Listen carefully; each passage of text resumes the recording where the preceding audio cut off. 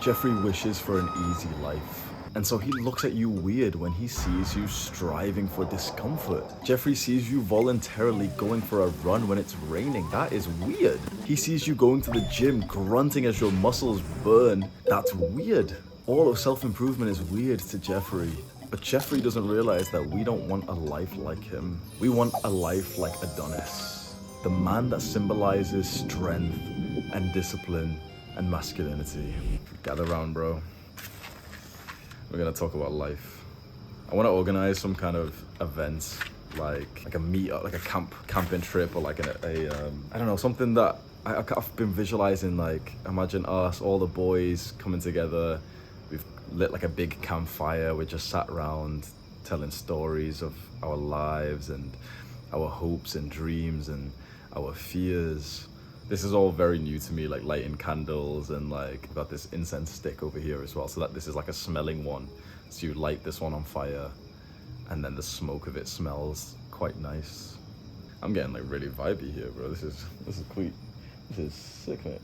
Do you know what the most beautiful part of manhood is? At least this is my current belief.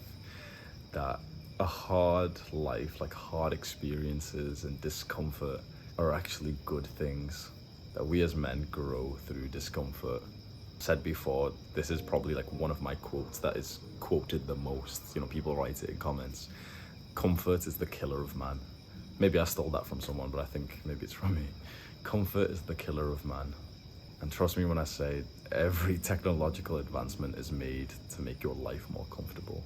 And it's such a weird thing to strive for discomfort, to strive for a harder life. There's a quote that comes to mind from, I think, Bruce Lee, or someone motivational, who says like, don't hope for an easy life, pray for the strength to bear a hard one. We used to hear quotes like this from successful, masculine, strong men and not really learn their lessons until you go and experience it for yourself. So maybe, just maybe, you aren't at that level where you can truly see, okay, a hard life is actually a good thing.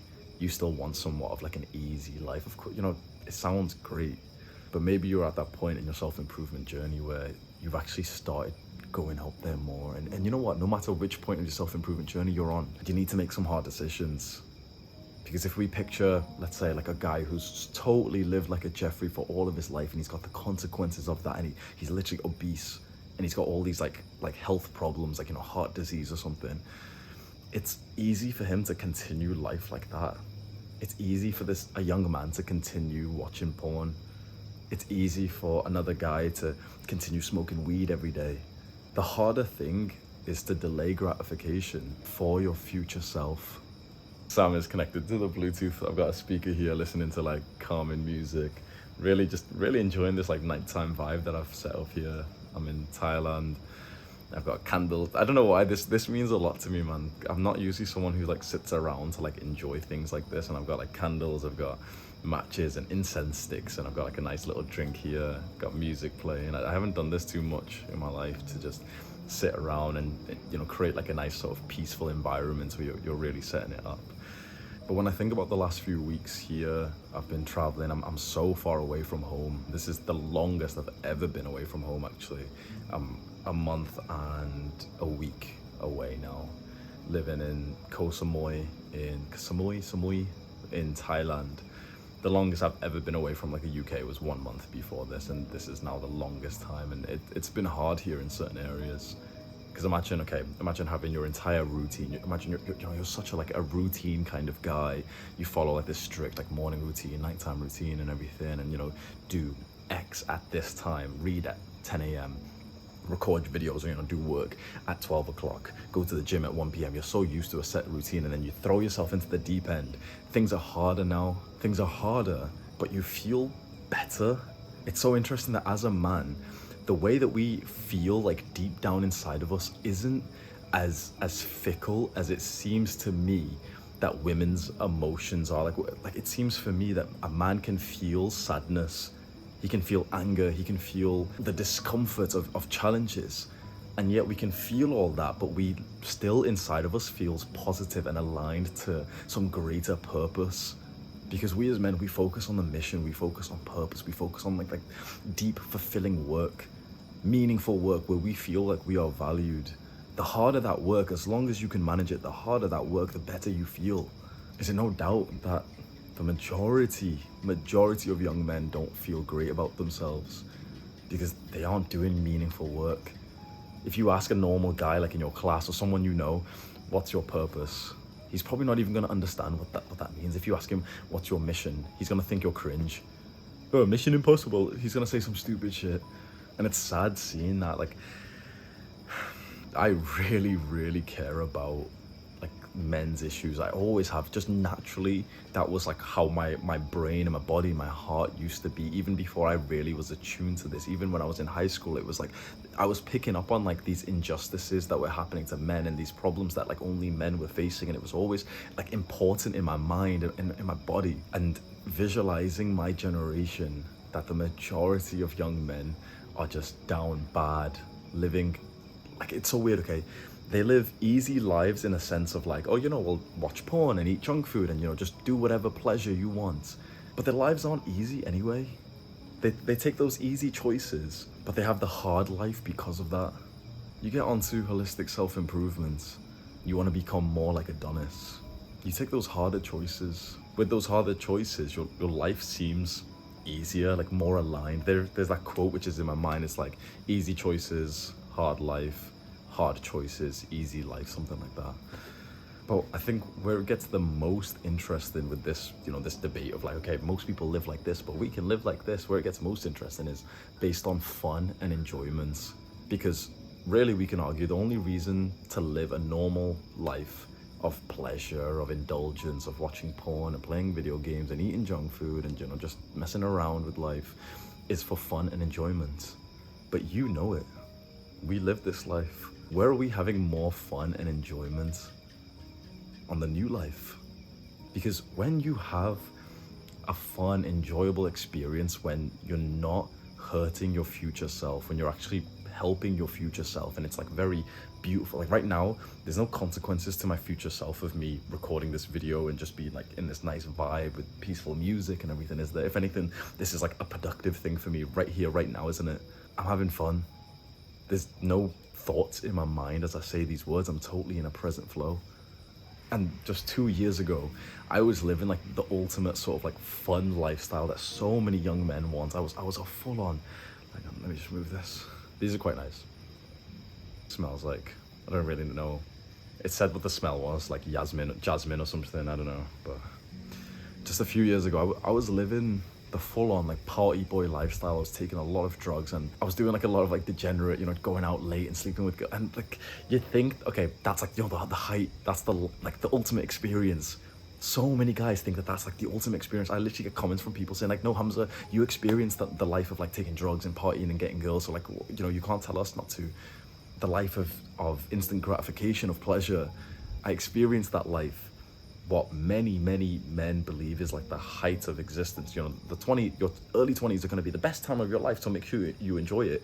I enjoyed it, and I'm telling you, the life of holistic self-improvements, this movement that you see in front of us, the life of delaying gratification for your future self, is so much more fun. And it's fun with this like wholesome, healthy feeling inside of you, where you have this like this acknowledgement that I'm having a very good time here, and there's no bad consequences because of this. One of the problems with having fun in the normal way is that you always have this underlying thought in your mind where it's like, oh yeah, this is bad for me. Eating this junk food is bad for me. It's more calories my future self has to burn off. So the people who live that normal life, they can't live it truly, can they? When you go out and partying and drinking a lot, like they all know, okay, well, I'm gonna be hungover tomorrow. My future self is gonna hate me for this.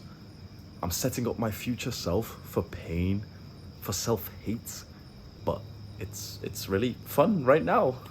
But when you flip that around and you prioritize your future self and you actually strive for discomfort, you strive for the harder choice. Hard times create strong men. You strive for that hardest choice. One of the phrases me and Sam say to each other is, take the harder choice.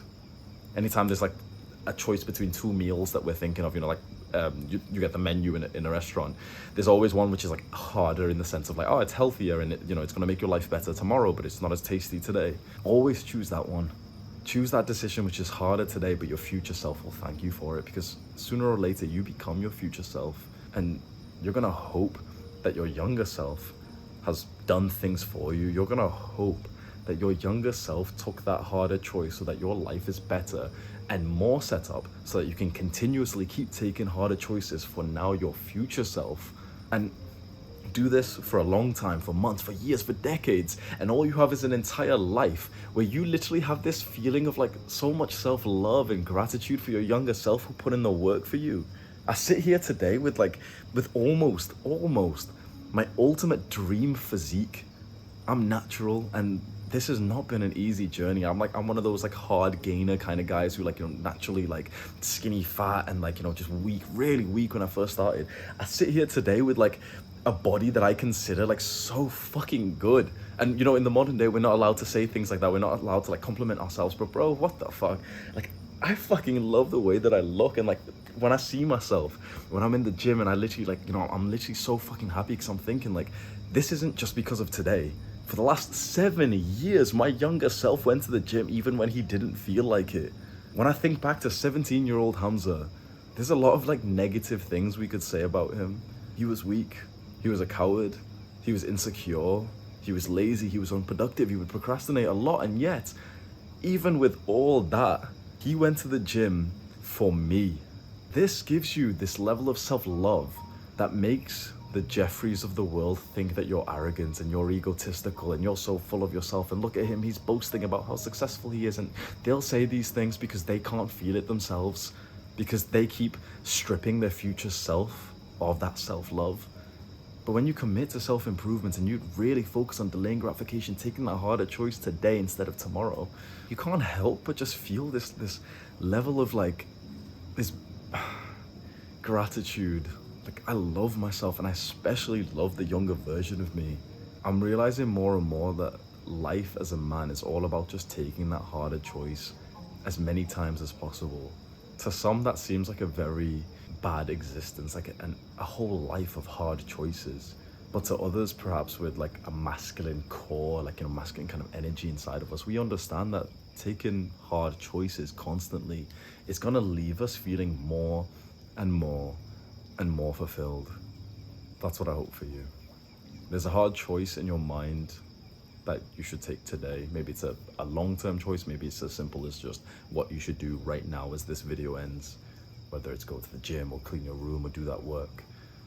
Take that harder choice and just see how you feel afterwards. See how you feel about your younger self who decided to take that harder choice today. Do the hard work, especially when you don't feel like it. Mwah.